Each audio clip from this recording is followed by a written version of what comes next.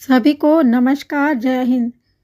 अभी गर्मी ज़्यादा है और मैं कहीं बाहर जाकर वीडियो शूट नहीं कर पा रही हूँ, इसलिए घर के ही किचन में जो खाना बन रहा है उसी का मैं वीडियो शूट करके आपको कुछ जीवन की बातें बता रही हूँ जो अपने जीवन से संबंधित चीज़ें हैं। जैसे कि जितना कम होगा उतना ही ज़्यादा होगा।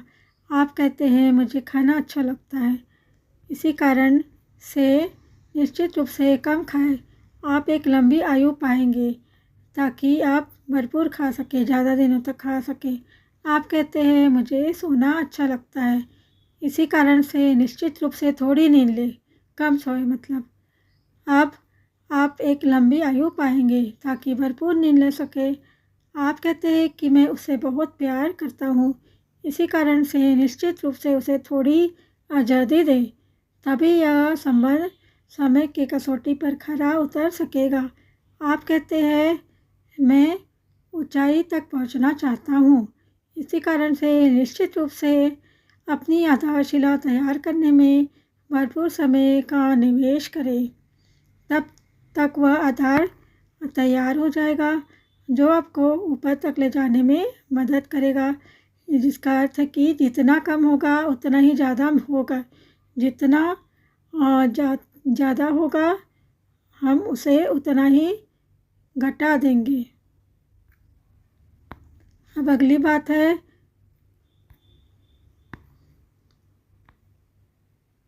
हर काम के लिए समय हो और हर काम उसी समय पर हो। इससे समय की कम बर्बादी होगी और उसका बेहतर हम उपयोग कर सकेंगे। जीवन को बेहतर संतुलन मिलेगा और सबसे अधिक निरंतर समय उपलब्ध रहने से हमारी बहुत कुछ नया भी हम पा पाएंगे, हमारी प्रगति होगी। और व्यवस्थित होने का सार यही है। आर्किटेक्ट को अपना पूरा जीवन रेखाचित्र ही खींचने में लगाना पड़ता है। डॉक्टर को अपना पूरा जीवन रोगी की छाती पर स्टेथोस्कोप ही रखना है। अध्यापक को प्रतिवर्ष उसी कक्षा में लौटकर नए सिरे से वही सब पढ़ाना होगा। न्यूटन का गति का पहला नियम है, हमें अपना बाकी काम पूरा जीवन रसोई में रोटी और दाल ही बनाने होंगे और तुम्हें अपना पूरा जीवन प्राणायाम का अभ्यास ही करना होगा। और यद्यपि कार्य में प्रार्थना करने की शक्ति होती है, प्रार्थना में ध्यान बनने की शक्ति है और ध्यान में इतनी शक्ति है कि वह आपको उसके साथ एकाकार कर सकता है। प्रत्येक कार्य में उच्चतम अवस्था मानता का अनुभव लिया जा सकता है। यह सब कुछ आपके द्वारा किए जाने वाले कार्य की अपेक्षा उसे प्रदान की गई गुणवत्ता पर निर्भर करता है। तुम्हें किसी नए क्षितिज की आवश्यकता नहीं है, परंतु तुम्हारे पास मौजूदा क्षितिज को देखने के लिए नई दृष्टि होनी चाहिए। हम अपनी चेतना का प्रकटीकरण कैसे कर सकते हैं? हम सभी को जीवन इसलिए ही दिया गया है कि हम इसमें जो है कुछ और जोड़ सके। जब एक मनुष्य उच्चतम संयोजकता के साथ अपना जीवन व्यतीत करता है, तब उसका जीवन मानवता की परिपक्वता से भरे वे कुछ वर्ष पाने में सहायता प्रदान करता है जिन्हें वह उसके बिना ही जीने वाला था। प्रत्येक व्यक्ति को उच्चतम सजगता के साथ जी रहा है, वह क्या है, वास्तव में ईश्वरीय कार्य कर रहा है। उसे अस्तित्व द्वारा यह उत्तरदायित्व सौंपा गया है कि वह मानवीय चेतना के प्रकटीकरण में अपनी भूमिका अदा करे। अगर आप किसी चीज़ की इच्छा होने पर वह नहीं पाते, है ना, वो चीज़ नहीं मिल रही है जो आपको चाहिए और ये बात आपको परेशानी करती है, तो ये जान ले कि इसने आपको वश में कर लिया है।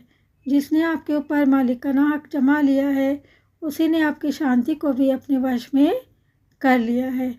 आपके जितनी बाहर स्वामी होंगे आप उतने ही कम शांतिपूर्ण होते नजर आएंगे। आप जिस शांति का अनुभव करते हैं उसी में उचित प्रकार से जीने का प्रमाण छिपा है। आदतें आपकी शांति को भंग करती है, इसलिए सभी आदतें बुरी होती है। मना कर पाने की शक्ति विकसित करने से ही संकल्प शक्ति का विकास होता है।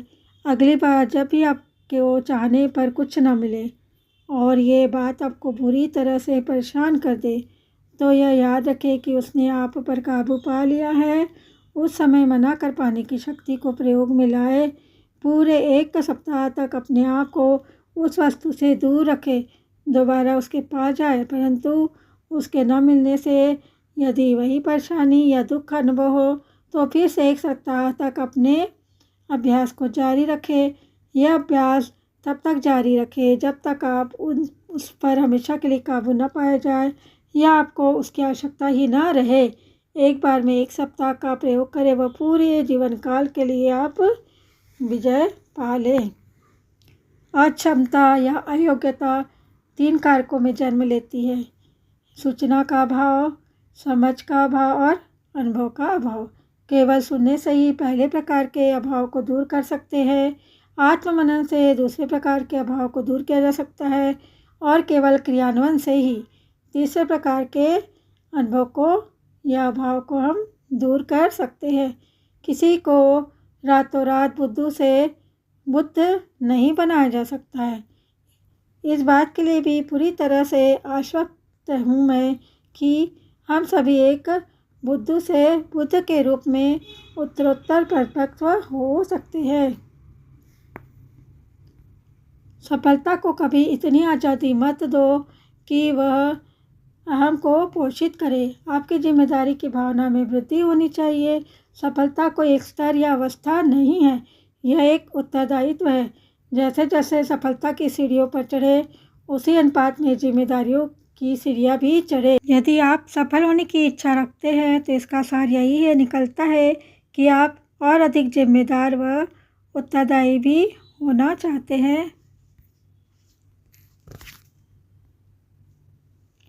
अपने आप से पूछते रहे कि मेरा भविष्य वहीं से आता है जहाँ मेरा समय लगता है, तो मेरा समय कहाँ लगना चाहिए।